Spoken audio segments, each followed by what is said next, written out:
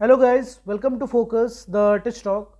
So today we have another question, algebraic identity type questions.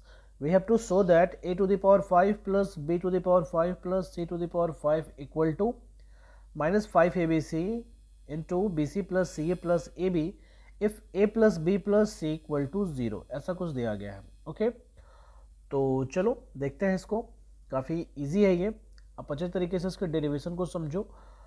तो आप करो इसके डेरिवेशन पे फोकस. और अगर अभी तक आपने चैनल को सब्सक्राइब न किया है then please subscribe it, hit the notification bell for upcoming videos. Okay, ठीक है. तो सबसे पहले तो आपको ये सोचना है कि a plus B plus C equal to 0 दिया है. ठीक है, तो a to the power 5 plus B to the power 5 plus C to the power 5 equal to this लाने के लिए हमारा पहला स्टेप हो क्या सकता है. अच्छा, सबसे पहले तो ये सोचो कि ये a to the power 5 plus B to the power 5 plus C to the power 5 ये आएगा कैसे. ठीक है, आपके दिमाग में ये आना चाहिए कि अगर हमने a स्क्वायर को a क्यूब से मल्टीप्लाई किया तो ये a to the power 5 obviously मिलेगा. सेम ऐसा ही b स्क्वायर को b क्यूब से मल्टीप्लाई किया तो ये b टू द पावर 5 मिलेगा. और सेम ऐसा ही c स्क्वायर को c क्यूब से मल्टीप्लाई किया तो c टू द पावर 5 मिलेगा. ठीक है, वैसे तरीके तो बहुत सारे हैं. तरीका आपका ये भी है कि a को आप मल्टीप्लाई करोगे e टू द पावर 4 से तो भी मिलेगा.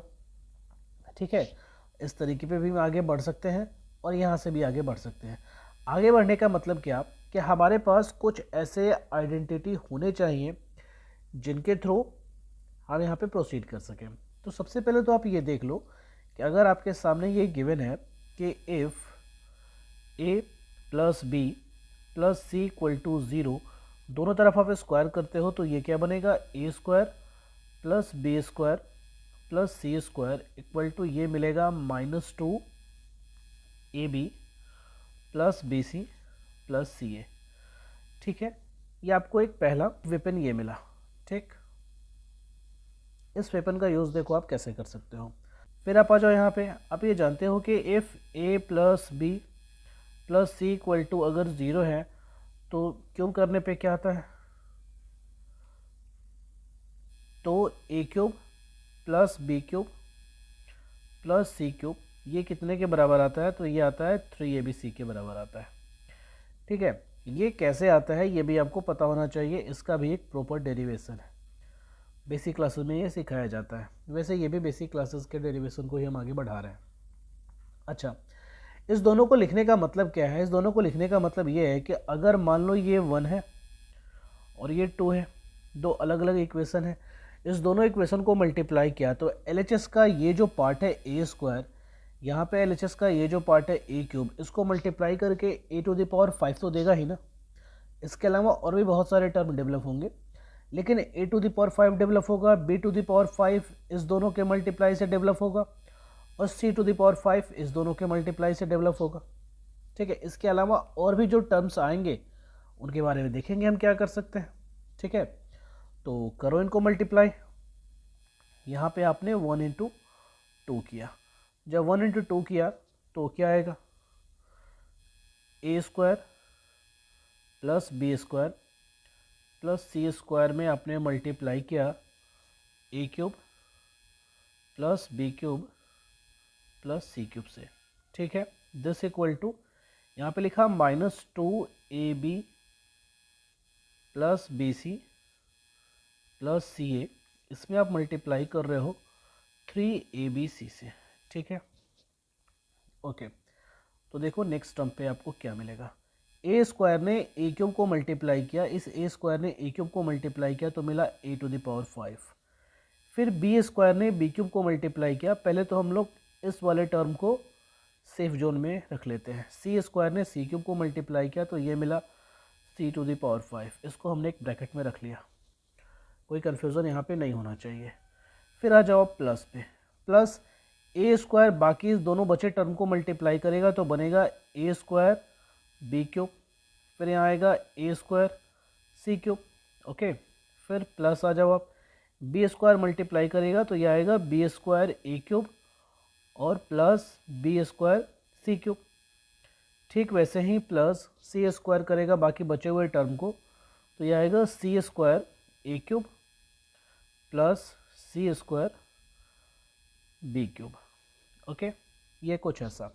और RHS पार्ट क्या आ जाएगा, इक्वल टू ये आएगा -6 ABC into AB plus BC plus CA, ये कुछ ऐसा आएगा। ठीक, चलो देखो नेक्स्ट टर्म पे आप क्या करोगे। ये यहाँ पे a⁵ plus b⁵ plus c⁵, ये आपने कुछ ऐसा लिख लिया। ओके, प्लस अब आप क्या करो कि ये जो टर्म है AB और AB, इस दोनों को एक साथ लिखो। एक साथ क्यों लिखोगे, क्योंकि इनसे कुछ कॉमन निकालोगे और कॉमन निकाल कर देखोगे कि कुछ तो रिजल्ट आए। सिंप्लीफिकेशन करना है, यहाँ पे सिंपल फॉर्म में हमें लिखना है। ठीक है, ये जो कॉम्प्लिकेटेड फॉर्म आपको दिख रहा है इसको सिंपल फॉर्म में लिखना है। तो इसके लिए आप करो कुछ वैसा, a² b³ plus b² a³, ये आपने ऐसा लिख लिया और इसको एक ब्रैकेट में पुट किया। ठीक, ठीक वैसे ही प्लस यहाँ जो ये जो टर्म है a² c³ प्लस ये जो टर्म है c² a³, इसको एक जगह लिख लिया, ब्रैकेट में रखा, प्लस अब ये जो टर्म बचा b² c³ वाला, ये वाला b² c³ plus c² b³, इसको आपने एक जगह पे रखा और this all equal to what, तो -6 ABC into AB plus BC plus CA। यहाँ पे कोई कन्फ्यूज़न आपको नहीं होगा। ठीक है, आई होप। फिर यहाँ पे आप लिख लो a⁵ plus b⁵ plus c⁵, ये लिख लिया आपने। प्लस अब आप देखो कि इस दोनों टर्म से क्या कॉमन निकलने वाला है। a² b² तो बाहर निकलेगा ही ना, निकालो उसको बाहर। a² b² को अपने बाहर निकाला तो यहाँ बचा b प्लस a। ठीक, यहाँ से बगल वाले टर्म से a² c² को बाहर निकाला आपने तो यहाँ बचा c प्लस a, और उसके बगल से आपने b² c² को बाहर निकाला तो वहाँ बचा b प्लस c, ये कुछ ऐसा बचा। This all equal to -6ABC into AB plus BC plus CA। ठीक, ये कुछ ऐसा आया, कोई कन्फ्यूज़न यहाँ पे नहीं होना चाहिए। अब आगे क्या, अब आगे सोचो, आगे यहाँ पे आके अटक गए तो आगे यहाँ पे अटकने वाली बात नहीं है। समझो कि यहाँ पे सारे लोग आपकी तरफ नज़र गड़ाए बैठे हैं कि अब आप आगे करोगे क्या। आपको तुरंत दिमाग में खटका कि अरे एक चीज़ तो दिया ही हुआ है ना, यहाँ पे क्या दिया गया कि a plus B plus C equal to 0 है। तो जब a plus B plus C equal to 0 है तो क्या हम ऐसा लिख सकते हैं क्या, a plus B equal to minus C? क्या ऐसा भी लिख सकते हैं क्या, b plus C equal to minus A? अच्छा, क्या ऐसा भी लिख सकते हैं c plus A equal to minus B? अरे लिख सकते हैं क्या, लिखेंगे ही। ओके, तो जब लिखेंगे ही तो लिखिए a प्लस बी की जगह माइनस सी रखिए, b प्लस सी की जगह माइनस ए रखिए और c प्लस ए की जगह माइनस बी रखिए। कोई आपको रुकने वाला है नहीं। ठीक है, तो अगले टर्म में आपने लिखा a⁵ plus b⁵ plus c⁵, ये कुछ ऐसा। प्लस यहाँ पे b प्लस ए की जगह आपने माइनस सी जैसे ही रखा तो ये प्लस बन गया माइनस, और ये क्या है a² b² c। यहाँ पे c प्लस ए की जगह जैसे ही माइनस बी आपने रखा, ये बन गया माइनस a² c² b। और ठीक वैसे ही बगल वाला टर्म क्या बन गया, सोचो b² c² a माइनस के साथ।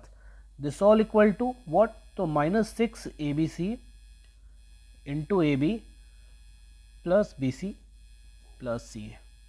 कोई कन्फ्यूज़न यहाँ पे आपको होना नहीं चाहिए। फिर तुरंत आपका कलम जो है रुकने वाला है नहीं, उसने आगे वाले टर्म में a⁵ plus b⁵ plus c⁵ तो लिख ही लिया। तो यहाँ से उसने कॉमन लिया -ABC को, और यहाँ पे क्या बचा AB, वो लिख लिया। यहाँ पे लिख लिया प्लस AC और यहाँ पे लिख लिया plus BC। This all equal to -6ABC into AB plus BC plus CA। Okay, और फिर हम यहाँ से इस वाले टर्म को उठा के ले गए RHS की तरफ, तो हमें फिर वही मिलेगा जो हम ढूंढ रहे हैं, a⁵ plus b⁵ plus c⁵ equal to -5abc into ab plus bc plus ca। यही हम ढूंढ रहे थे और ये हमने कर दिया प्रूव्ड। ठीक है, लेकिन एक बात दिमाग में रखो, ये लिखते वक्त तुरंत ही तुम्हारे दिमाग में आया, अच्छा क्या इसको किसी और तरीके से लिख सकते हैं क्या? और तरीके का मतलब क्या है कि ये A B plus B C plus C है, ये कहीं कहीं तो देखा हुआ लग रहा है, कहीं तो ऐसा देखा हुआ लग रहा है, कहीं क्या देखा हुआ लग रहा है?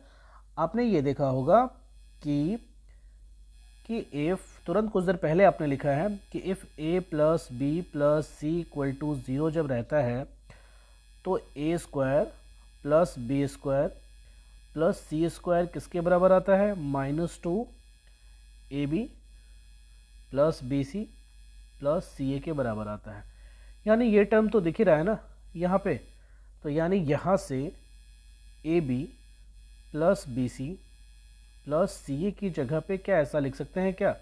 -1/2 a² plus b² plus c², ऐसा लिख सकते हैं क्या? ज़रूर लिख सकते हैं। तो जब ऐसा लिख सकते हैं तो ये टर्म जो है, क्या ये ऐसा नहीं बन जाएगा? a⁵ plus b⁵ plus c⁵ equal to, ये -a/2 यहाँ माइनस के साथ अटैच होगा तो प्लस बनेगा, तो ये 5/2 abc और यहाँ पे आएगा a² plus b² plus c²। ठीक है, ये भी आ सकता है। ठीक, तो अगर आपसे पूछा जाए कि a⁵ plus b⁵ plus c⁵ equal to ये प्रूफ करो, तो ये भी आप कर दोगे, और ये तो आपने प्रूफ कर ही दिया है। तो आई होप आपको ये समझ में आ गया होगा। वीडियो अच्छा लगा हो तो इसे लाइक करें, शेयर करें, चैनल को सब्सक्राइब ज़रूर करें, और मिलते हैं अगले वीडियो में। Thank you.